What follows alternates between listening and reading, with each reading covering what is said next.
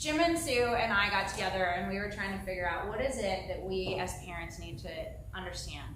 What is it as parents that we need to navigate? And I was just telling them my story about raising teens and said, you know, when we grew up, it was, you know, sex, drugs, and rock and roll. And those were the things that you had to worry about as a parent. And you knew how that interacted with us. And I said, I feel like there's really different challenges. And Jim started sharing stories of things that kids had experienced or had been sharing with him. And so together, they have come up with this incredible talk to share with you about what we need to understand about what our teens are navigating and how we can get involved and understand their unique challenges. So without any further ado, let's bring up Jim and Sue.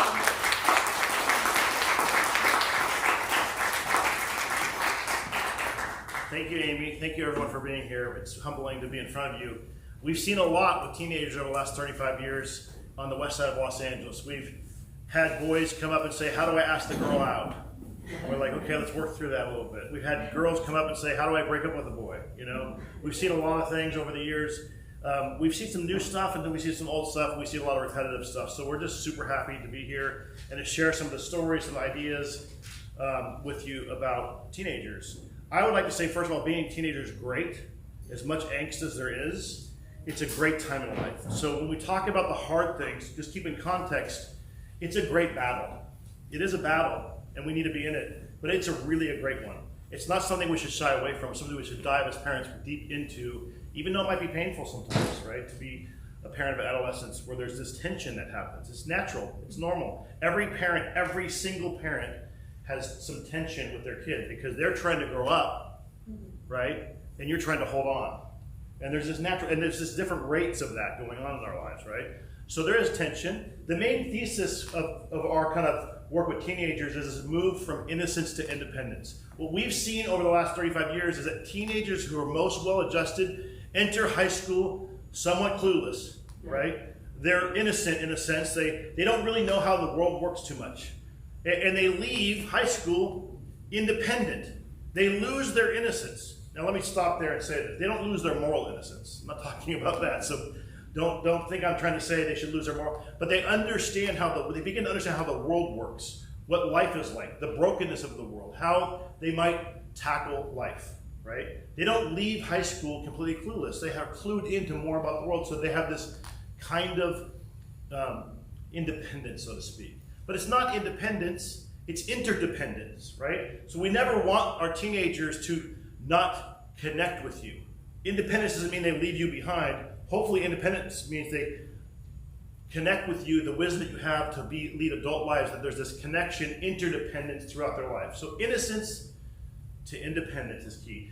And the hard thing is knowing the proper rate to move from innocence to independence. Kids who are given their independence too soon, they get scarred. 7th grade, I've seen it, tragic stuff. And that scarring can be permanent, right? So we want to make sure that there's a certain age where they're not seeing or doing things that might scar them. Kids who are kept in a bubble, however, leave high school and they fall on their face. They don't know how to do their laundry. They don't know how to function in the world. They're anxious, depressed, and they're a mess leaving high school, right? So there's problems with scarring when they lose their innocence too soon, and there's problems with bubble wrapped kids too, right? And so you all need to become experts in the proper rate of letting go from innocence to independence. That's the art form of being a great parent. And guess what? We mess it up every day. But our goal is to be wise enough to think about how can I help my kids grow from innocence to independence. So that's our main thesis, and I hope you kind of want to talk about that and think about that as you're kind of working with your kids.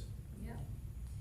All right, so I thought we could start off by telling a little bit about us. So we've been married for 32 years. We met in 2nd grade. High school, actually. We met in high school sweethearts. We have 4 children. That is such a nice photo of them. They are always looking that happy. We've been working with teenagers on the West Side for maybe like 36 years or something like that, even before we got married. And we have 3 that are past the teenage years. They're actually adult children and 1 teenager left in the house. So we come with a lot of experience. Jim being the head of School at Pacifica Christian for 18 years, and working with Young Life and working at our church. He's had a wealth of experience, and me as well, working with Young Life in the church, and just raising my own tons and tons. Like, I've got story after story on that. And then here's our kids. Just want to introduce Lindsay to you. She's this one down at the bottom. She's 24. She's our oldest, and she's working at Fairfax High School. She's a biology teacher, and she loves it. She's a smart cookie. She is a really good friend, and she's hardworking, and that's just a little bit about her. Ryan, he's the one that graduated over there. He graduated this spring, and now he is in investment banking. It sounds so serious, right? He's got a job. He paid his rent. I know, it's so great. He has a cat and an apartment, so yeah. Where's the cat right now? At our place, yeah. Not for good, right? So that's any indication of what's to come. No, that's not. So he asks big questions. He's a deep thinker. He loves adventure. He loves sports. That's just a little bit about him. And then Alex over there, he's our 20-year-old, and he is a junior at UCLA, and he's on the volleyball team there. He's a pretty decent athlete, and he loves that. He gives his all to his sport. And he's got a childlike heart. He's got just a lot of empathy for people. He's just kind-hearted. All 3 of our adult children are just really good with kids. They are really able to connect with little ones. So Ellie benefits from that, our youngest. She's 15, and she is a sophomore at Pacifica High School, and she really knows who she is, and she's comfortable in her own skin, and that is a gift. Like, that is just such a gift to have at such a young age. I definitely did not have that when I was her age. She has a sense of adventure and a sense of fun, and she's pretty spirited, and she's involved in volleyball, basketball, student government. She just likes to, sign up for everything, basically. And then I just would say, Jim, a few words to describe him is he's optimistic, he's a visionary, he's a big picture guy, and is able to have his hands in a lot of different things, and is able to, just really pour into people. It's kind of his gift, I would say. It's just to really connect and pour into people.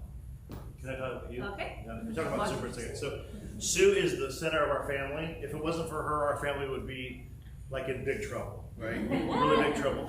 And she knows when to say the right things and when not to say the wrong things, right? I don't know that. She knows that. She's kicking me all the time, like, you can't say that, you can't do that. And so she's an expert with timing, and she just gets our kids. She reads our kids. Where I don't read them, she reads them. She reads their heart, their mind, their soul. It's incredible, right, that she can do that. Just one thing about our son Alex. When we asked him what his favorite age would be, if you could live at any age, he said 12. It's just perfect. That's who he is. I would want to be a 12-year-old permanently, right? Because at 12, you're at the baseball field, and all you do is play baseball, and you go to the snack bar, and you get candy. Who doesn't? So that's a little bit about our family, this incredible family that you hope to be like, right? That's right. And then, so we are quite the average family. So all of us have one struggle or another. Some of them are anxiety, perfectionism, self-control issues, anger issues, fear, insecurity, like, the average family. So we've got the whole bag and have dealt with a lot of different things. So we come to you not as experts in our field, but those that have experience, and we're happy to just share what we have with you guys. Yeah, I would say that, one of the reasons we show that picture, because that picture you look at, it looks happy, right? Yeah. But this is a family that has lots of issues, right? Lots of issues. And we also know that you all do too as well. We know that. We've worked with enough families. We've never met a family, ever, that doesn't have issues. We've met some pretty well-adjusted families with issues, and we've met some really broken families with issues, but every family has issues, and we have issues. So we come to you humbly, understanding that we make tons of mistakes. We will continue to make lots of mistakes, but we're all in. We're all in with teenagers. We love them, we love hanging out with them, we love our own kids, we love your kids. Not as much as you do, but we try to. And the great thing about it is that because he's been in, the high school field for so long, I mean, if we haven't seen him in our family, like he has seen it. Like it's come through the system, right? So there's like so much that he is. Yeah, we've seen a lot of bad stuff and a lot of good stuff too. Yeah. So let's talk about tonight, what to expect for tonight, and the idea that your teens are swimming in information. I mean, they are so much information out there. They're swimming in choices like no other time in history. This idea of freedom and choices, they're swimming in this stuff.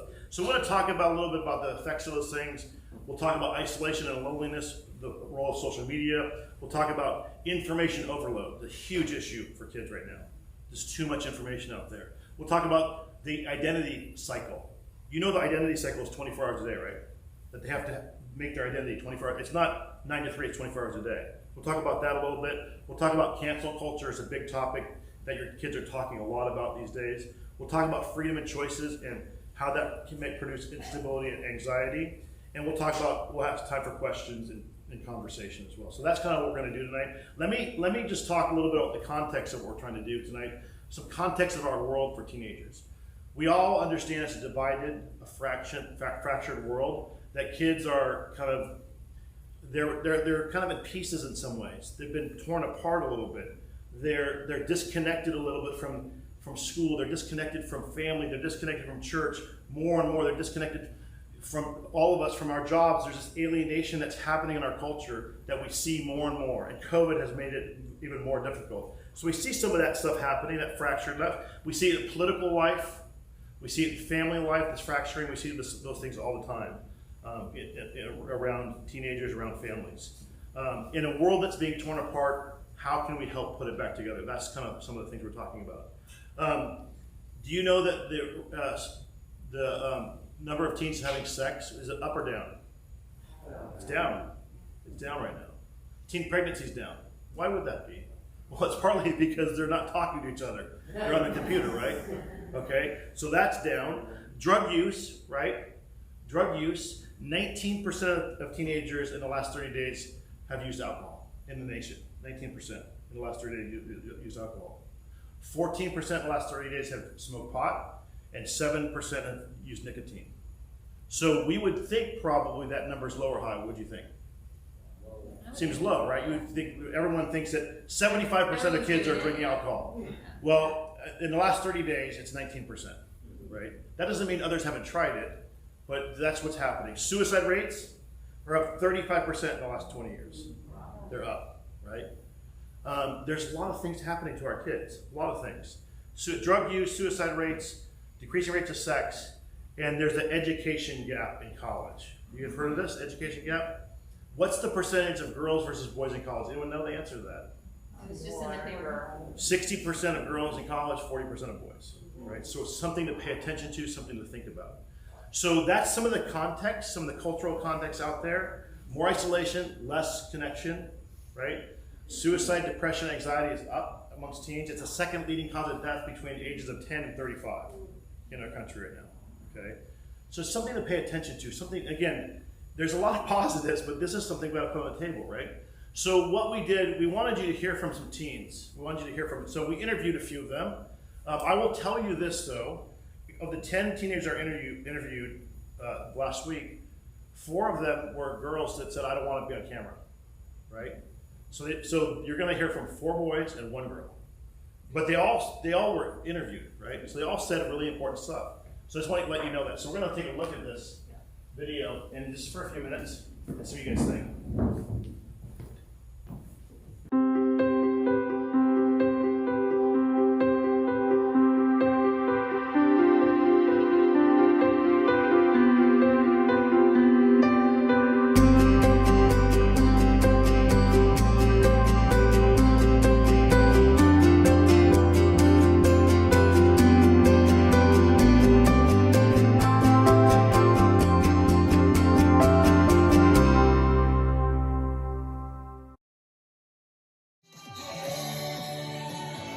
So much paperwork. I don't want to pay taxes at all. make mistakes. But I mean, from a more abstract sense, just like I think it's harder to do that one. just like happy. That's part of being a teenager. There's some things that So just having that.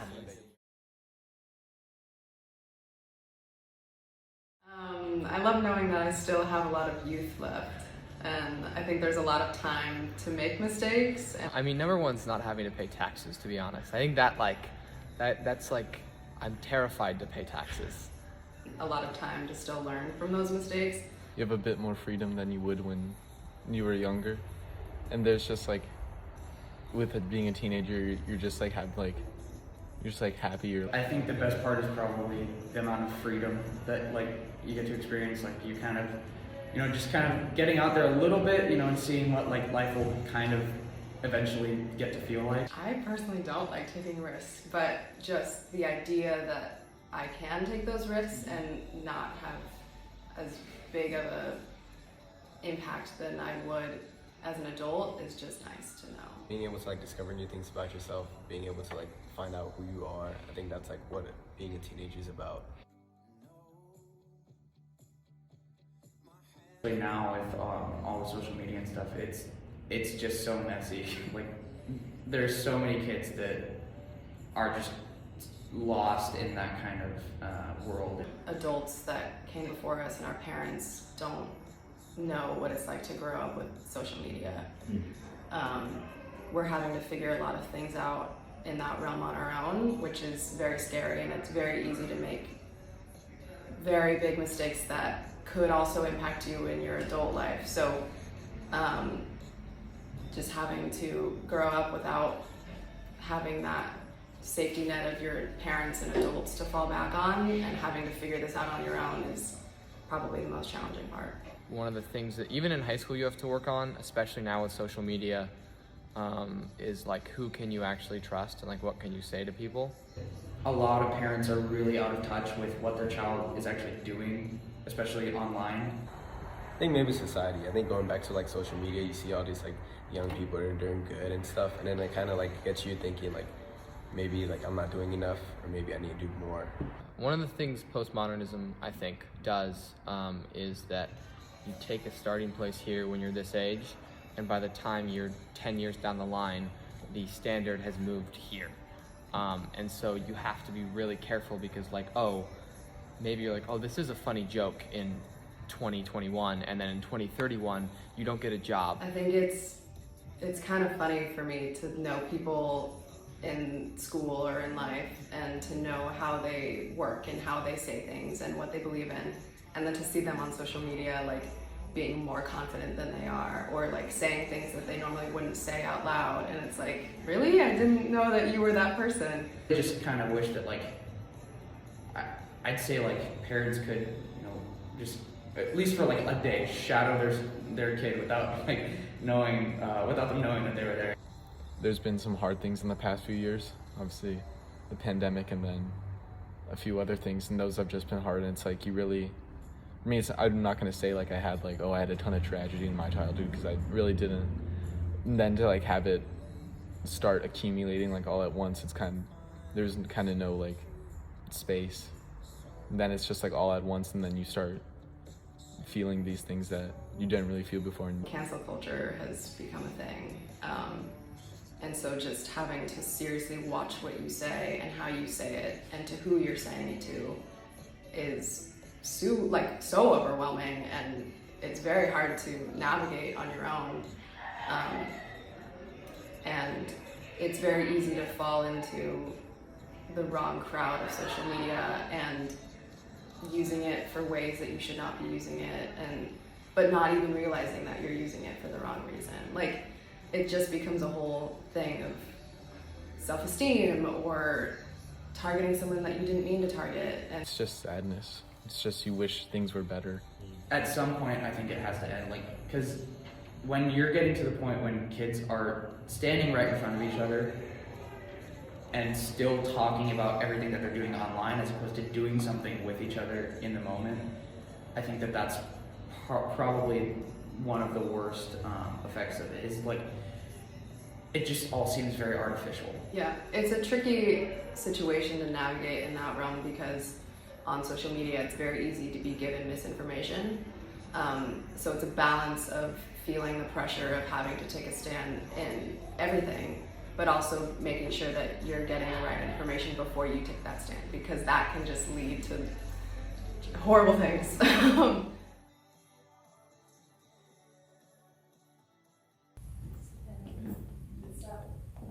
So, what's their favorite word? Like? Yeah, that's right. I hear a lot of that with teenagers. Yeah. Not your class, like Dan. Yeah.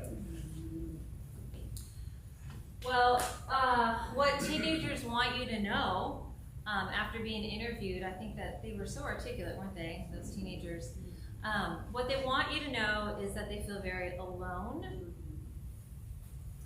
To take note of that, they feel isolated. And one of the reasons, and I thought that student explained it so well, is because we haven't navigated those waters before. You know, we could always, like in my generation, my parents sort of, I mean, I felt like they didn't understand, like they never went through what I went through, right? But for the most part, things did not change as much as they have changed now due to social media. And the fact that, you know, when I use social, I think, you know, I know how to do social media, and so, you know, my kid is doing social media, so we both are, right? We're on the same page, and that's like so not the case. I use it as a scrapbook, and they, the layers, right? The layers that they have and the things that are going on are just vastly different. And like that student said, that's a lonely place because there's this disconnect. There's this detachment from their parents, and they're looking to them, they're looking to us, and we haven't charted those waters. So And she said, when we talked to her, she doesn't know where to turn. There's nobody else. She doesn't know where to go. And she has no idea if she's doing it. She's a really smart girl, and she's got her head put on straight. She has no idea if she's using it right. She's lost. She said, I feel lost with social media, and nobody to talk to except other 16-year-olds, which is not the best place to go for advice. Right? So all of that fuels like this silent crisis, you know, this silent crisis where kids are just feeling isolated and alone. Another thing is just this idea of, we call it expressive individualism. It sounds like such a great thing. You do you, you be what you want to be, and we think we're building them up with these things, and there's a lot of that going on with their peers. You do whatever you want. With the parents, we're kind of saying some similar things. You know, we feel like we're empowering them, and one of the effects is they're going, I got nothing. Like I don't know what I want, and you guys aren't giving me clues, and nobody's giving me a clue, and so they're feeling isolated because of that. You know, individualism has some really good qualities, but one of the downsides is it leads to isolation. And then, like one of the students said, you know, another reason why the practical reason why they're feeling so isolated is because they are isolated, because they're spending less time face to face, and COVID did not help that. And, you know, that's not our experience necessarily, because when we wanted to connect, I mean, when we were at home, we had the phone, but mostly we were doing face-to-face connections, and they are spending much more time at home, and in fact, in their bedroom, not even connecting as much with the family. It creates physical and emotional distance and leads to more loneliness. So what do? Well, to relieve that, there are different, you know, avenues that people go to make sure that they're not feeling isolated or lonely. And some of those lead to bad places, right? Jim talked about the addictions, and that makes you feel better for like a minute. Other places is, well, the device is just this excellent thing where the neurotransmitters, dopamine, that takes you kind of to this pleasure place, and serotonin that kind of makes you feel a little bit more peaceful. Those start to feel good, and those are kicking in. And when you're off your phone, your brain's going, I want more of that, and then so you go. Do you know that there's this, you can check how many times you lift your phone up during the day? Yeah. I wonder what it's like for our kids. I don't know what it's called, where you can check how many times you pick it up. But that's like, you know, I feel like that's really been a struggle, is that it's so addicting, right? So kids are depending on that more and more. It's designed to keep them coming back to it, right? Yeah. And so when they're hurting and isolated, feeling bad, they click on that link or they like that picture, and there's dopamine, right? So they get pleasure from it, and so they're getting pleasure, but they're flat. Their soul is not getting fed. Does that make sense? It masks the deep soul dissatisfaction. Just masks it, right? We tried to mask it when we were in high school in different ways, but this is pretty intense. So we're giving you sort of like the landscape of what they're having to navigate in their brains, right? The effects of technology in general are different. There's some differences between girls and boys, just in general. And in general, girls struggle with hyperconnectivity, right? Wanting to connect all the time and with a lot of people. And then we know recently in the news about Facebook's finding about Instagram being harmful to girls. I mean, and TikTok, they provide those like algorithms to just feed them these things that are just put in their brains. And you put something in about being sad, and so many sad posts are up there, and it's like a vicious cycle. And girls are relationally, in general, relationally minded a little bit more and struggle with things like comparison, body image, missing out, feeling they're not doing enough. And then, when they're looking at things online, everything just looks great, and, the airbrushing and the filters and stuff that can get it looking just so nice. And so all these things are unreal and also unattainable, which leads to this feeling of, gosh, I'm just not one of them. One of the apps that they talk about that really is hard for them is the Find My Friends app, where they can see where all their friends are at, right? They go on there and they're like, oh, they're all over there, but I'm not there. I wasn't invited. So this knowledge of where everyone's at all the time is a killer, especially for the girls, right? Like, wait, what's wrong with me? Why wasn't I invited? I think, also another interesting thing is, I think for the first time, I don't know, maybe, self-worth is quantifiable. Quantifiable. How do you know if you're worthy? Well, the number of likes or followers or whatever, that kind of tells you where you are. I remember one time, one of my kids was posting something, so they put something out there and it just wasn't gaining traction. So it's like, oh, take the post off. I'm not gonna want to put myself out there on that because it just wasn't a popular comment or post or something like that. One of our sons is so paralyzed by posting, it takes him like weeks. Oh, weeks. No, it did. It took him weeks in high school to post. He would is this okay? I'm like, yeah, it's perfect. No, it's not. It's not. He would just analyze his post. It's gripping. And I'm glad he didn't post a lot, but it took him to put himself out there, a lot of energy and a lot of emotional energy mental energy to actually take that risk, right? Yeah. And then just, I was thinking about, we are in this society in 2021, we're trying to empower women more, and I just don't know. I don't know. I feel like on the outside, they're looking tougher, aren't they? Like they got the combat boots and flannel jackets and looking tougher, But I feel like there's this sweet, weak spot in them, that's being fueled by all the things that they're seeing. So I don't know that girls are getting tougher and stronger. I think they might be getting weaker, which is the opposite effect that we want. And then for boys, in general, their online experience is a little bit more passive, maybe a lot more passive, where they are, like in the gaming world especially, they aren't connecting as much about real things, but they're in like this imaginary scenarios being played out and this fantasy thing, and they're connecting with others. And during COVID, I mean, my girl's a gamer, so she was connecting with other people, and it was kind of productive during COVID, definitely, to connect with people when you couldn't otherwise. But these connections aren't real, right? They're based in fantasy land, and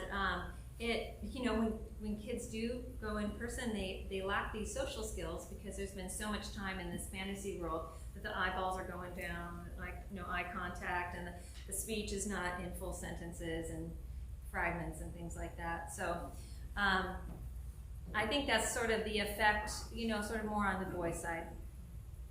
the solution to emptiness, the solution to feeling lonely. I mean, ultimately, the real solution is that we this is a problem that we have. We experience this ourselves. All human beings at some point feel this, and really the solution is to be filled by God, and that's it. Like, he's supposed to be the one that's enough for us, but we go other places and we do other things to really fill that gap, fill that hole.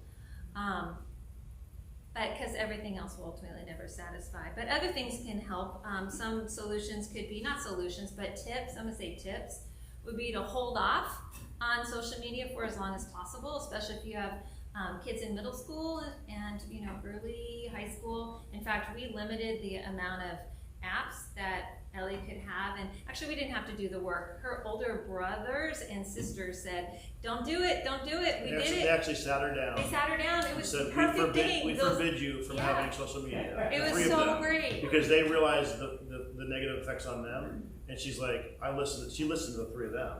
Right? It was so good. And she's like, whatever you say, the three of them say, we'll do. Yeah. What we say is not so much, but the three of them. So if you have older siblings, tell them what you want them to tell your younger daughter. They'll do it. Another tip is to help them to just take a break, reduce the number of time that they're spending. I was listening to a podcast about a girl who was scrolling, 3 to 4 hours a night, and you guys know that that's not rare, right? That's not rare. It's not like, oh my gosh, 3 to 4 hours a night. That's just kind of like normal-ish, right? And just scrolling and seeing pictures of all these perfect people, and she's not, and she's like developing body image issues, and we're like, gosh, it's this phone, it's social media, and you know what? I mean, partially it's these 3 to 4 hours that are kind of just idle time. So, we got to balance over scheduling, that's a whole other talk, and then this like too much free time. Under scheduling. Yeah, under scheduling is a thing. Yeah, if they have 3 hours a day to scroll, there's an issue. I don't have 3 hours a day to scroll. I mean, yeah, so I think it's this called free time factor. It's a factor. And so, we need to help them navigate, and they're gonna go like that, like, don't mess with my free time.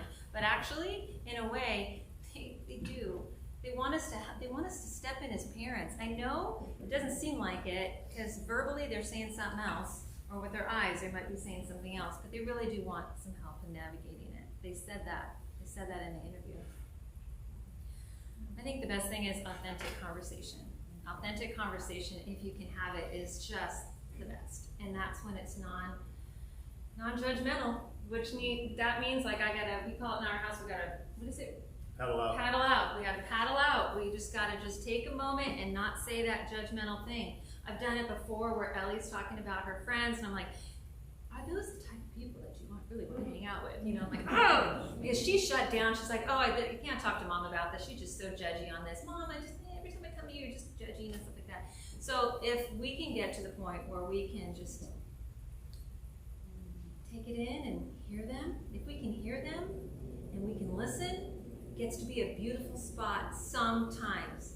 Dad told me the other day that he was spending some time with his kid. They were hiking, I guess, and the hike was like a 2-hour hike, and he's like, gosh, I took my kid on this hike to have a really good moment, and the last 1 minute of the hike, there was like some really great conversation. The son initiated it. It was for a minute, but he learned more in that minute than he had for the past, who knows, like months or something like that, I don't know. So I would say that it takes time to get there. I know another person who said that it's been real hard to have her daughter open up to her. But an event happened where her daughter came home from a dance, and there was like so much on her mind, and she was chit-chatting and everything, and they stayed up till like 2 a.m. and had the best conversation. Because she was in a spot where she had a lot of excitement and a lot to say, and those times are sometimes few and far between. And when we have them, we grab them, we try not to be judgmental.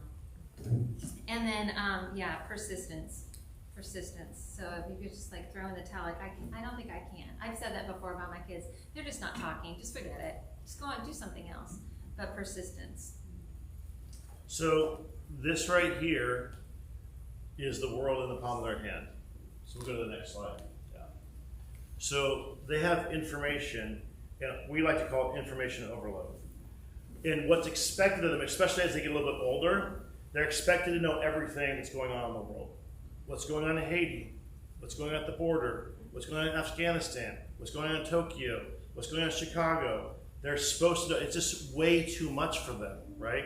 They're supposed to know that, and if they don't know that, and if they don't post on that, they're gonna get heat for it. Like, you don't know what's going on, what's wrong with you? You have access to it, right? You should know what's going on. And you should have a well-stated opinion, or a post, at least. And by the way, a post means nothing. I mean, they don't know what they're talking about. There's a difference between social media research and actual research, right? And the things they're posting and learning about on social media is mostly inaccurate. It's not news. It's not. It's mostly, so they need to do, and they're not doing it, but they have the need to do it. If they don't post, and they don't know, they get blamed for being silent. This is the pressure they're under. And you heard that one student saying, well, do I post this now? Because in 6 months, what we all decide is right and wrong, in 6 months will be upside down. So, but if I don't post, someone's going to say something. Complete information overload, complete saturation. The idea is that we have prehistoric nervous systems, right? Medieval institutions, and godlike technology. It is not meant to be that way. Right? We cannot handle this technology the way it is. So it's something for us to think about. We really, really need to pay attention to how much they're looking at their phones and all the information they have. When we prioritize news from afar, we're not prioritizing the people in front of us, right? We cannot just prioritize the world, right?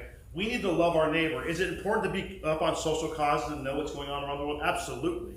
Right? But we need to get off this train and really love the neighbors in our community, which means their grandparents, their brothers and sisters, their parents, their teachers, their coaches. That's their neighborhood. Let's give them the freedom to step into that world and love those folks and be released a little bit from this information overload, this world that they're supposed to comment on and know about all the time. It's really a big issue, especially as they get a little bit older. And so one of the things you can do is when you come home, do not talk about the news. Because I do it all the time, and then my kids are like, come on, please, not again. Like, They just leave one by one. They just walk out the door. I'm like, I got to tell you what happened. This thing happened, and this thing on the news, and the Wall Street Journal, and they're like, okay, tell us. And then 2 minutes later, they're all gone, right? And so we cannot be the news for them. It's important. So the idea is we need them to love their neighbors, right? We need to shrink their world a little bit. It's too big. There's too much information, right? Make it smaller a little bit. Love grandparents. They cannot save the world. You cannot save the world. Politics cannot save the world. God is meant to save the world, not us. And so we need to do what we can. We need to be up on social causes and take stands on things, but it's not this kind of this moment, the next moment, the next moment on all this information. So let's be careful with that. And some of the things you can do is who do you put in front of yourself? Who do they see you talking to? Are you on Twitter all the time? Are you reading the news all the time? Or are you talking to people in front of you? So let's model that, right? Let's model those things, right? Let's lower the noise. What we like to do is our rule in our family is that whenever there's multiple people gathered, the phone should be away. Because we have plenty of time by ourselves to scroll and to look at news. There's plenty of downtime where we're by ourselves. Let's do it then. But when 3 or more people are gathered in a living room or in the car or at dinner, the phones go away. It's funny to watch like a family sit in the living room and 6 people are on their phones. Like, you got plenty of time to do that. So those are some tips to lowering the noise there. We drive without technology. That's one of our rules. We have done family technology-free weekends, right? Turn off notifications and alerts. I would recommend that. You don't need to see all those notifications and alerts. And have your kids set goals for technology. Let's sit down and set some goals, some boundaries. Well, how many hours? Let's talk about it. Let's have this conversation about technology. So that's something to pay attention to, the noise information overload. All right. Yep. Yeah, Jim described it. Oh, next one. Jim described it well, that the kids are living a 24/7 image cycle. And image cycles, you know, in our day were between when school started and when school ended, I don't know, like 7 hours, you know, in between. We worried about I worried about my hair and my shoes and my outfit and that person and what they said about me or didn't say about me and who went down the hall and my lunch and what I'm eating and stuff like that. And then I went home and decompress. I just want to say they can't decompress. They can't. Like decompression is, I think that's like the biggest thing. That's like the switch from what we have experienced to what they are experiencing now. So they go to school, and for those 7 hours, they're worried, I don't know what they're worried about, but if I were their age, I'd be worried about the hair and the shoes and the whatever and the lunch and who I'm talking about, all the same things. And they go home, and they're worrying about some of the same things. And they're having to define their image and redefine their image and make sure their image hasn't been damaged all the time. So that's the pressure right there. There's not this decompression time. And that's really stressful. The social media, I asked a bunch of people, young people, what they're on. I might have left some out, I don't know, Twitter, TikTok, big one, Instagram, Snapchat, Twitch, YouTube, streaming, texting, FaceTime, Zoom, Tinder, Find My Friends, which you talked about was like, oh, you feel left out. And Discord, it's used by gamers, I guess, I don't know. So the solution, right, is to go, wow, this is so bad, so let's just take it away. And, I think that we've done that on plenty of occasions. There's a time to do that. There's like this detox that happens when you do that. You do have leverage with it too, yeah. right? If you take it away, you have leverage. They'll die without it. They really will. They will die. But let's talk about why they will die, okay? So what it means to them is not what we think it means necessarily. I mean, it means like they're grounded. It means that they're cut off. They're completely cut off. It means that their reputation, they feel, this is how they feel, I'm not saying it is, but they feel like their reputation is at stake. Not posting or not responding or not putting something out there is detrimental to their image. It's detrimental to their image. This is how they feel. So on plenty of occasion, our kids have just raised a fit. Not you guys, kids raised a fit, taking away technology. I mean, it's like a fit, like a big, huge. We unplugged the router, and they all come running. Yeah. And they're really angry. Really angry, Not but happy. well, that's why it's huge. It's a detachment from this like image making cycle. And the image making cycle, by the way, they can redefine themselves minute by minute. They can change their avatar, they can change their profile, they can change the color of their hair, they can change everything online every single day. That flexibility, and by the way, we all know that change can be good. We also know that change can produce a ton of anxiety, right? So when you're redefining your image all the time, you first of all, don't know who you are. And second of all, you're creating a ton of anxiety and a ton of expectation on other people. They're like, who are they going to be tomorrow? And it's not what they are in real life either, right? Yeah. So how are they defining this? And they're defining their image on false versions of themselves, changing versions of themselves, less inhibited versions of themselves, best versions. And they are essentially creating a brand. They're creating a brand. And I think that one of the students in there was saying, like, you see them at school and you see this kind of stuff, and then you see them on social media and it's just so strange. You're not even the same person, because it's like this brand that has been created and needs to be fueled. Like they need to. You guys remember when you were feed into 16 it. having a 24/7 post, right? Yeah. You remember when you were 16 not being able to turn off technology, right? You remember that, right? No, we don't have any clue. We didn't have to deal with any of that stuff, right? And so it's a total pressure.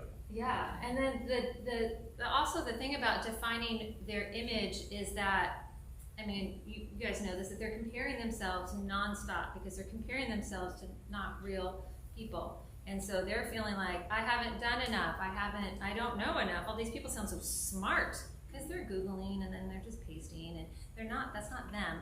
But of course it has this detrimental effect on you when you compare. You feel incomplete. And then also what happens when they define their image is this idea of being anonymous, where they can put out whatever they want to, under whatever name they want to, and they can change and say, you know what, let me try on this different personality over here. I'm gonna see how that plays out. Oh, it didn't go well. Okay, not happening over there. So let me kind of redefine myself, and I'll just kind of let that play out over here. Oh, okay, that's gaining some traction. And so they sort of put out different versions of themselves and see what plays out. I mean, that's interesting, isn't that? It's like they try it out. But, you know, it's not themselves. It's a false version. And I was thinking, there's no more awkward teenager online. Right? If you're online, you're not awkward. You're just cool, right? You can put out whatever you want to and sound cool, or at least that's the goal. But it leaves, you know, a permanent digital footprint. And the whole changing identity, as much as you like, that you sort of lose your identity a little bit in that. So much change creates like a little foundation for who they really are. And so when they're over here trying this, and over here trying this, and over here trying this, and then you ask them kind of a couple of questions, it seems like they don't know what category they're supposed to fit in at that moment in time. So these questions create an existential crisis, right? Let's see, I don't know. What version am I in? I don't know. And so that's kind of really confusing for them. And when you don't know who you are, that's not a good foundation for moving forward and launching into adulthood. When you, like one of the reasons we talked about Ellie in the beginning, she knows really intuitively who she is, and that's a great foundation. When you don't know who you are as a teenager, it really produces a lot of anxiety, you're not set up really well for the future. You're not ready to be launched into adulthood. So I was reading this, or I was listening to something, podcast or something, and it was talking about this 17-year-old kid, and he's posing as a psychologist. He's Tim the psychologist, and he's cutting and pasting articles or whatever, some smart tidbits about mental health, and he's putting it out there, and people are saying, "Wow, you're so smart! You helped me a lot. I just thank you so much." And he's getting so much traction with this, and it's just a false confidence. He has so much confidence, and it's just predicated on nothing. So the proper avenues for defining one's image, what are those? Like how can we help? How can we pour into them on this? I think that's worth pondering about for a second. First and foremost, they are a child of God. They are loved by God. He sees them as beautifully and wonderfully made. And if we get them to understand their connection with something larger and greater and good, it's hard for me to do that, but if we can somehow empower our kids to feel that way, connected to something really bigger and greater, it's powerful. We work on that a lot in our family. It's not done overnight, for sure. And remind them of who they are in your eyes as well. I think, we say we love them, right? That's good, but remind them of who they are. I don't know how that totally looks like in your household, but remind them of the qualities that they have, like ground them, help to ground them, help them to develop like a foundation. You are the person that is so amazing at making friends. You're the person that just, that kind of Sue's thing. really great at that because I say you're a little lazy. I say who they are, the problems and stuff like. Come on, you're like slacking. Like she's like, shut up. No, that's good. That's all I got on that. So a couple of things, and we'll have some question and answer. This is the next slide here. Is that these kids have so many choices and so much freedom leaving high school that it's too much. It's paralyzing for them. We live in a culture now where we focus on individualism, self-expression, authenticity. Like, who are we to tell them anything, right? Who are we to define what morality is, right? They define their own morality. That hasn't always been the case. It used to be that a group defined the morality. The family defined the morality. Now it's like we don't want to step in the way. We want to be super kind, not judgmental, and we lack tons of courage. So we let them go and say, go figure it out. And when you tell a kid to go figure it out, that's really hard for them. because they have no idea what they're doing. They really don't. So these freedom and choices that we have given them produces anxiety. So let's do this. Let's lead them. Let's lean in and go, here's what we're going to do today. Let's say, here's your college list. I made it for you in 10th grade. What do you think about it? Let's talk. Let's sit down and do it together, right? Go tell an 11th grader, I want you to come back in a week with a college list. See, it's like, they're like, okay. And they come back like, they're a 3.4 kid. I want Duke and Harvard and Stanford and Princeton. They don't know what they're doing. They don't have the knowledge. You have way more knowledge about what's out there. My daughter came to me and she said, you know what's out there. You tell me what you think. Now that's wisdom as a 16-year-old, right, to ask that question. So we need to lean in. In the 1950s, right, it was an era of conformity, an era of community, and an era of where institutions and family, you grew up in the same neighborhood, you shopped at the same bank, you went to the same schools, you went to the same churches. There was structure and stability. Now there's a lot of bad things too in the 1950s too, don't get me wrong. There was sexism, there was racism, there was boredom, there was all kinds of issues and conformity, right? But then in the 60s, we went to a different moral ecology, said, you do you, you be you, no one's gonna tell you anything, and that created this whole rampant other pendulum swing this side. And so now we have these 18-year-olds who are like, you do you.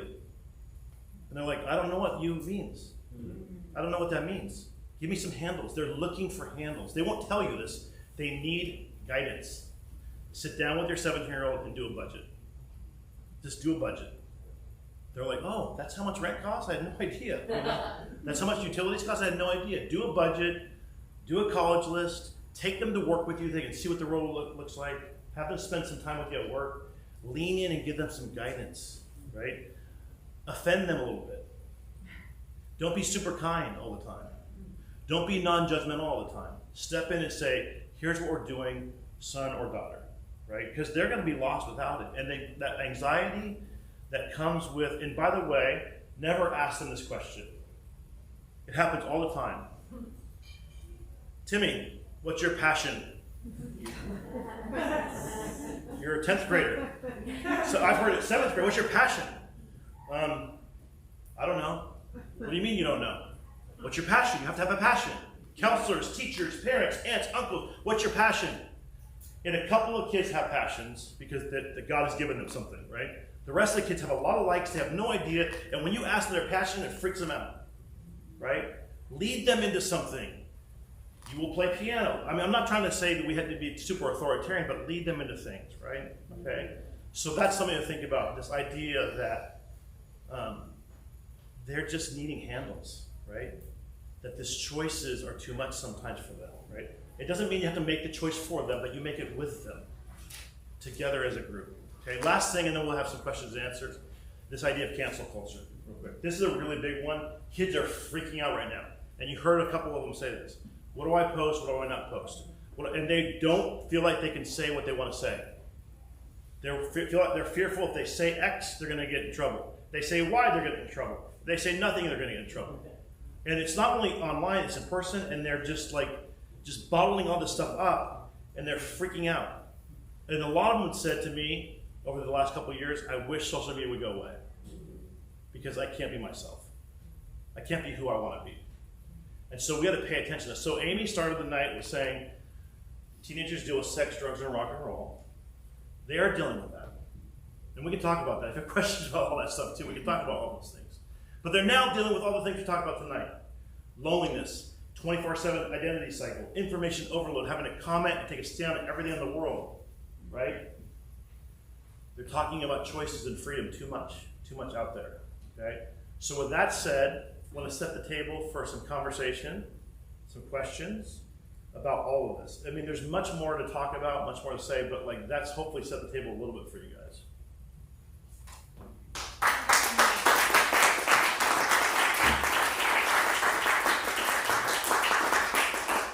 Thank you, Jim, too. That was amazing. And as always, we love hearing from you. And I've asked them to just stay for a little bit so that we can do some question and answer time. Because I know that was as valuable for you guys as it was for me. And I just want to start by, I have a question I'd love to just launch in. So I want to know, is it in this idea of cancel culture, is it a reality that their friendships are or their social groups are actually changing, or is this a misperception that kids have? Do they actually are they having social consequences for not posting something? Yes. For posting? Absolutely. Okay. And there's kids, so there's a lot of kids that are, that post something in 9th grade that carries with them their entire high school career. An inappropriate joke or something that they thought was funny. Even if it was not inappropriate, it was like, you're a nerd. Like now they're a nerd permanently. Because that thing is always coming back. Yeah, it does affect, they feel like they can't shake it. They can't shake that post, they can't shake that comment. It absolutely does. And they can't share what they really feel. So they want to put themselves out there. They have plenty of opinions, but it's just a scary space to put yourself out there. Because they will hit. And it's much more the last couple months, I would say. It's ramping up. I mean, cancel culture, we've heard about this, but now it's starting to ramp up in their world even more. And it follows them, and they feel paralyzed by it. And by the way, it's not like just doing wrong things gets them in trouble, right? Not being on the right side of the media gets them in trouble. Or not saying the right thing at the right time gets them in trouble, right? You heard about the median girl from University of Tennessee. She said something really inappropriate in 9th grade. 3 seconds of it was captured on Snapchat. It was then released 3.5 years later when she got out of high school, when she got her acceptance to the University of Tennessee for a cheerleading scholarship. It was released. What she said in 9th grade got her unenrolled from University of Tennessee and got her scholarship taken away. Now, maybe she deserved that for what she said in 9th grade, but it was 3.5 years before, right? So this is what they're dealing with.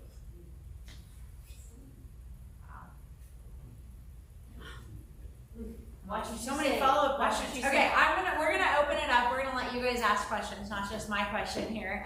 Yes. Mine would be a kind of a follow-up to that. Yeah. You said that there are kids who wish social media was never even invented. I mean, it feels so fraught that is there any movement away from it? I mean, are there any conscientious objectors? I mean, is anyone saying I don't know? There's a lot of conversation right now. There's a new technology to limit the locked phones in high school. It's called, I think you know what it's called now. It's like this glove, you put your phone in, and it locks it down while you're on campus, right? So there's people talking about obviously you saw the hearings this week with Facebook and that sort of thing, that the research shows for young girls that Instagram can be harmful, especially young girls, right? So the level is rising. I don't think the answer is to say take it away permanently.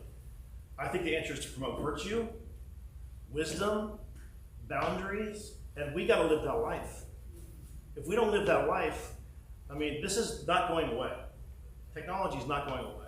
We just got to be better at using it. And our 24-year-old daughter has just detoxed herself. She's like, oh, this is horrible. And so she'll just take big breaks from it. And I don't know permanently, but she'll be like, I just deleted TikTok. I just was going down some crazy rabbit trails with that. And I think our sons have done that as well. Yeah, the stuff they're seeing on TikTok and that sort of thing is not accurate information. And right? it's just so interesting that they have done it themselves. They've put limits on their own exposure. It's just like, that they know how harmful it is. And it's just, so I think our own kids are saying it's just too much. Ramin? Yes. Yeah, I have a follow-up question for you guys around that. One of the things, Jim, you and I have talked a lot about is that as technology or choice increases, our moral compass has to increase proportionately in order to navigate some of those same choices. Like for you and I, maybe it was whose house are we going to ride our bikes to or not ride our bikes to. For them, it's a multitude of things you guys just shared. Just in your guys' experience as parents, what are some of, and I'm going to use the word virtues, you have found so essential to kind of teach, model, sow into your teens that equip them in some way to navigate some of these things? I would say it's okay for your teenager to feel alone. To be alone for, I don't have any friends. If their friends are doing really bad things, it's better for them to have 3 months of not having those friends than going out with those friends and doing things that are going to damage them permanently. So I try to tell my kids sometimes, man, these kids are doing all this stuff and I don't feel like I can connect with them. That's okay. It's okay if you have a season of your high school life where you're not super connected. And to get them ready, have the courage to have a season where they're not super connected because it's not healthy for them, right? So I know they feel bad about it, but it's okay to feel bad for a season to do the right thing, right? I'm going to do the right thing and be unpopular. I'm going to do the right thing and be a little more like on the outside looking in. Because So courage. Courage. Eventually they'll get on the inside, and they'll get on the inside of the right thing, right? So we just don't want them to ever feel bad. We don't want them to ever feel alone or bad or left out.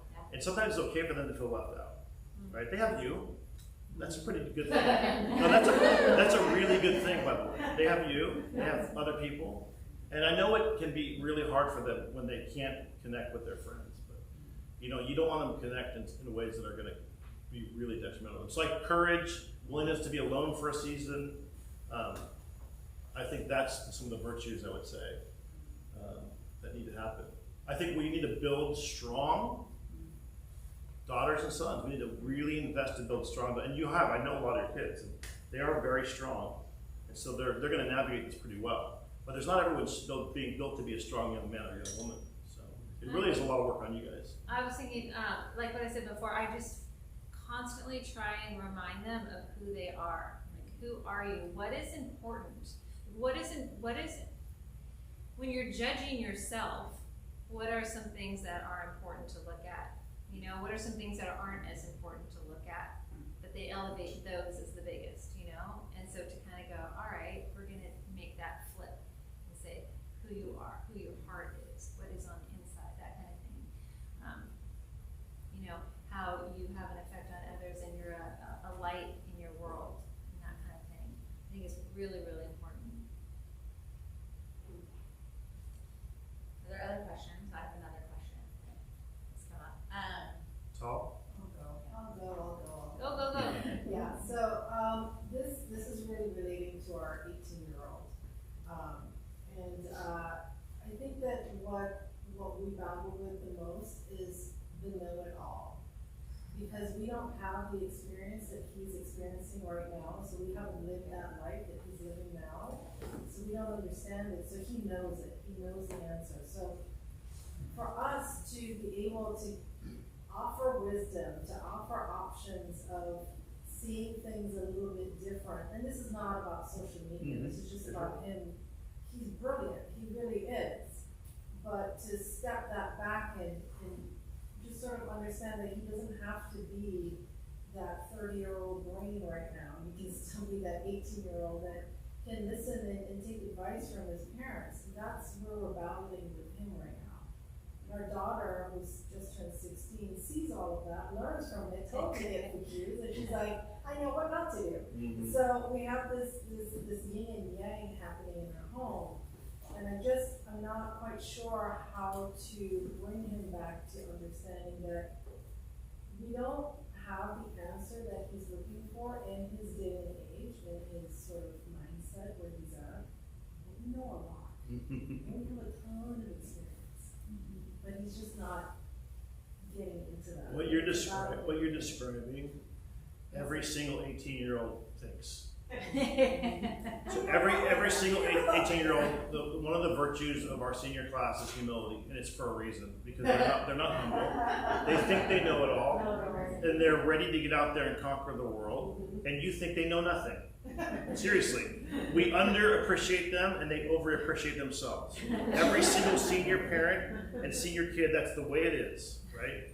And so we have to do better at going, they are a little bit stronger than we think they are. And they have to do a lot better. I tell them this all the time. You are not as complete, and you are not as smart as you think you are. You think you're smart, but you're not. You have some smarts, so you need to trust your parents. You go talk to your parents, right? It's called humility. And there's a natural tension between 18-year-olds and their parents. Natural. If you're fighting with your 18-year-old, welcome to the club. I was going to say, it's a beautiful battle that you're fighting. Yeah, it's a beautiful I'm battle. like used to where I bring in that whole, I understand you, I hear you, I love you, you're brilliant with this and that, and he's like, really? Oh my God, could that have been the most stupidest thing you've ever done in your life? Like, what do you think? And I'm like, oh, but if we think about it, and he's still not, like, he's constantly trying to prove us wrong and won't slow down. I got it fixed for you. I have the solution. Okay, you want to hear it? It's time. Because we have those adult children, and it's just so interesting how they come back and go, I don't know. Well, that rough edge, That Georgia? goes Yeah. away. That goes away It eventually, right? does. That goes away. We have this sweet relationships with them now, where that know-it-all thing, and we just are holding on for dear life, holding on for dear life. Like that's us holding on, them trying to break away. It's painful, and it's painful to see. And we have a great relationship with our kids, even when they're 18. But it was like, No, what is going on with you? They've Like, all seriously. moved out of the three oldest have moved out of the house, and I want to say we've had some of our best parenting moments now. Maybe Yes. 24, 22, and 20, because they don't know it all, and they're not like, huh. And they're But more nothing's mature, and they'll wrong. come back. Ryan calls me. He's like, I need to talk to my colleague about something. What do you think I should do? He's asking I'm like, him. you're He's asking me? Jim And these he's like, questions. yes. I'm like, great, let's talk about this, Yeah. right? Or I need to do this. They really are more mature now, and they realize that they need support. So we're having more authentic conversations post 2021 than we. My son got Google Calendar. He's 21 years old. He got Google Calendar. It changed my life. Some parents are. And I'm like, I've been telling you to get a calendar for 6 years. He's like, you're the best dad ever. You know everything. I'm like, he goes, now I know where I'm supposed to be. Like, so they actually mature, right? But right now, I just think it's just be with them. Hold Just on be, tight. be in Just the hold battle on with tight. them. Be in the battle with them. It's been like so close to like just Yeah. go. I know. Yeah, no, and they need to go too. They do need to go. Put it that way. Yeah. They do need to go because when they go, things are. It helps. Believe me. You all, some of you know Some this. distance does help, right? When they're out of the house. Yeah. And he's come back. Yeah. And it's just Yeah. up. We're still in that same. So. Oh, it's a great. What you're describing is so. You're in the sweet We've spot, heard that it, we've heard it, 18-year-old. yeah. Yeah, such a sweet spot. Okay, we're gonna shift a little bit. We're gonna ask you to stay for just a few more minutes. As we said when we started, you guys were resources to each other. And so we have come up with a couple questions that we'd love to hear. You guys maybe help the rest of us in this room share a couple tips and tricks that you guys have in your homes that have been working really well. And so Yeah. Sue has a couple questions No. for us that she's gonna ask us. all. I think I would just lead off with that. I mean, you have a wealth of wisdom yourself. I like Ramin's question about like, what do you do? What's the work that you do to kind of. So the question is, what are some tips that you can share with the group Yeah. about how you've dealt really well with your teenagers, some successes, how you turned on the noise, and the things you do in your house with all these different topics. It can be any topic. Yeah, so maybe we're putting either you on a the virtue spot. that you built up in your Yeah, I like house, the virtue, or that's a way that you A have tip. helped decrease the noise. Yep. So if any of you are willing to share, Lori. One of the, I have to work on the virtue part, but the tip that I want to share is that, and I think a lot of you guys do this here, and a lot of you, but never ever let your kids have technology when they go to bed. So that's it. Like Sean is not allowed to have his phone in his room. In fact, it's downstairs where he does his homework, and he does not have Xbox in his room. Jerry and I always wanted a basement, but they don't have basements here. We're like really happy that we don't have a basement. His Xbox has to be in the family room. Yeah. And so that's what I would say. Yeah. We encourage our kids. We put that Xbox right in the middle of our family room, Yeah. and So they bad. fought us forever. Like we want all of in our own room. Like it's not happening.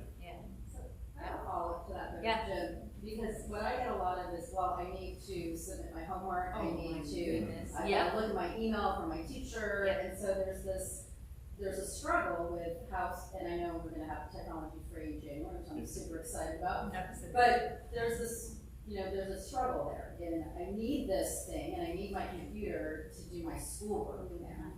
And it's a tough one. So I have a friend. They train their kids this. They think Sunday is the Sabbath, and they don't let their kids do any homework on the Sabbath. And they've done it for years. And their kids do all their homework. They know. They just do it on Saturday night. So like, if your limit is like technology's turned off at 10:30, they'll learn to do it. They'll learn. It's going to be hard, but they'll learn. It's hard to start now if they're older. That's really a hard but, shift. Yeah, they'll learn it, and maybe they do it in the kitchen. Like we let our kids use technology when they're in high school in the kitchen and stuff like that. I mean, do homework. Now they like to do homework in their rooms, so I get it, and that's okay too. But at a certain hour, right, Lori? Yeah. Well, there's noise canceling headphones, so they could be in the middle of everything. But for the gaming, I'm saying, for the gaming, we did put that in there. They would like go into a black hole if we let them game in their rooms all the time. And I know a lot of people do. That's okay if you do it, but like with Our kids, yeah, they gamed a lot. And we would They hear don't anymore. They screaming. grew up. Screaming at 2 in the morning. Like when our kids were 18, 19, on Saturday nights, I'm like, what is going on? I'm like walking there, I was like, I rage quit. I just rage quit. I'm so upset because he lost. But I'd rather hear it in the living room than in his own bedroom. That's so amazing. What else do you guys do? Dan? Yeah. So I have twin daughters, they're 15. And they were talking to me the other day about, I was just kind of shocked, but I loved the way you talked about authentic conversations. Because it's easy for parents to step into a role, the way teachers do sometimes, and put on their teacher voice and that sort of thing. Yeah. And I stole this from my own parents, so I was fortunate to have just really kind of wise parents, and they had a rule. This is more of a meta thing, so it would include technology. It's not only about technology, but the rule was they would never say no to something unless they felt they had to, and then they would explain why that was. So, a good example was when I was in high school, a friend of mine had his pilot's license and wanted to fly me and our girlfriends over the plaza in Kansas City, for Christmas or something, and my dad said, I just can't, sorry. I had been trained to understand that. And so I had this kind of natural respect for my parents because I knew it was never a power play. And it was funny that my kids brought that up the other night. So that just has been something that's worked out well. I don't know if you can start that midstream, but they know that that's our rule. So we're not hurt if they want to go to a football game, and then the very next day they want to go in and out with their friends. If we don't have a good reason to say no, we don't. We just say sure. But that somehow has built a trust to where they said, we want to make you happy because we don't feel like we're fighting with you. So that's helped. But they're only 15. So we'll see. I'll come to the next few and see if that still works. What else? Anything else you guys do that works with your kids? Yeah. So my daughter, she's a perfect child. She's but when I take her to the bus in the morning, and then when I pick her up from school, and we have a long drive from Santa Monica back down to LAX, there's no phone, there's no nothing. We're just talking. Anything you want to talk about. You could play YouTube music on my phone, but that's it. Like there's no live streaming thing or whatever. We'll go into some oldies music or something, maybe that's the subject, but it's just talking. And then she tucks me in. Oh. Because I get really tired by night. And I just trust her that she's not going to be on her phone till midnight, and that's the thing that we have. But she'll tuck me in, but before doing that, she'll jump into the bed with me for like a half hour, 45 minutes with this. And that's something that we both said that we can hold on to for as long as possible. I don't know how that I think you will because she's like that. Yeah, she's just built like that, hopefully. She just wants to slow Speaking of the bed for a second, one of the things that we did from early on, and it really paid dividends, the requirement was when they came in the house, 10 o'clock, 11 o'clock, 12 o'clock, whatever they came in, they had to come into our bedroom and sit on the bed and have a conversation with us. What happened tonight? How was tonight? And so after that, they just did it. They were like, okay, we can do that. And then they would come in without us asking. They're 22 years old when they come home for vacation. They come in and they sit on the bed after they go out until 2 in the morning. And they were like, so what's going on? I'm like, well, I was really sleeping, but they just can't. And so you learn a lot about you. First of all, you can tell they've been drinking. You can tell, right? And you can just say, what was up tonight? You can see it in their face, too. Yeah, and you can say, okay, we got to talk tomorrow, or whatever, Yeah, so you have to the talk bed tomorrow. the bed thing, yeah, you don't deal with issues then. Like, you just go, we're going to talk tomorrow, But having that end of the day thing, and having them come in after they've been out on a Friday, Saturday night. I love that tip. Yeah. We're seeing that. Yeah. I had another friend who shared that they do a similar thing, but they always pick their kids up so their kids can go to a events or parties, but they always drive their kids home. So even they have twin boys who are seniors in high school, and she says we pick them up, Yes, and then we're in the, so she's like, you can go wherever, because they go to school far away, and drive them home every time, and so it's another fun, it's not my tip, but it's good to share it. Yeah. Shel, did you have a tip? Yeah. Well, we used to play this game at the dinner table every night, and we said, "What did you fail at today?" And I would save it. I would save it at like, "Oh, I tried to be friends with Amy today."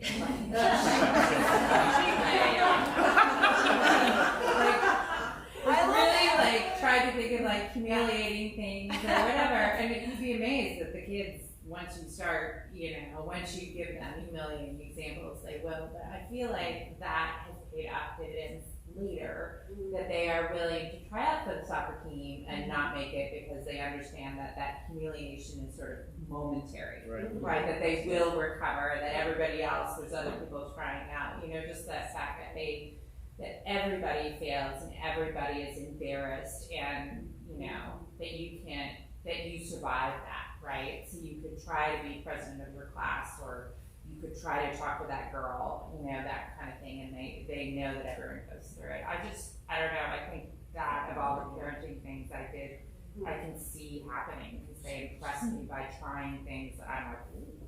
That's like confidence building, right? So the idea is share what you didn't do, share what you failed at today. Yeah, share what you failed at, like when you use that word. Yeah, that's good. I like that. And another tip on talking to teenagers, do not ask them how they're doing. That doesn't work, especially boys.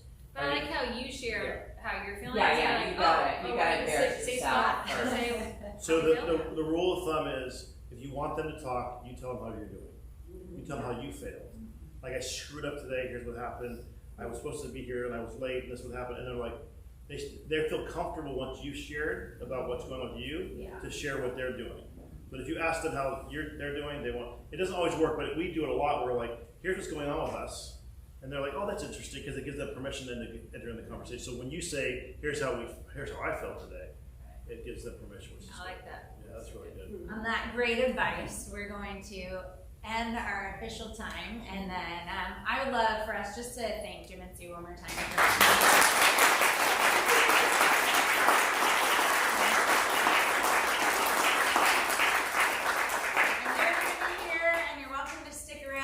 Talk to each other, but we want to make sure we ended at 8:30, and we're so thankful for you. We're thankful for your life advice, your wisdom, and just helping us to see what this landscape looks like. I learned a lot tonight, and I know that. We also understand that you all have a lot of wisdom. Anyone can be up here sharing stuff as well. We just want to set the table for conversation for you all. So this is good.